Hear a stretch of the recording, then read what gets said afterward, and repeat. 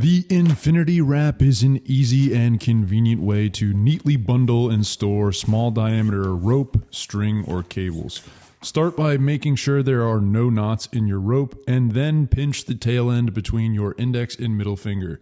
Keeping an open palm, use your other hand to grab the rope and then start wrapping it around the outside of your thumb and then across the inside of your palm and then around your pinky finger in a figure eight or infinity symbol pattern.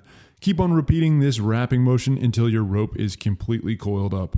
In order to prevent the rope from becoming uncoiled during storage, leave a bit on the tail end and then use this tail end to begin wrapping perpendicular around the center of the coiled rope, making sure to lay each wrap neatly next to the other. To finish it off, slightly pull up on one of the first wraps that you made perpendicular to the center and then pass the tail end underneath and pull tightly to create a hitch, which will prevent it from unraveling in the future.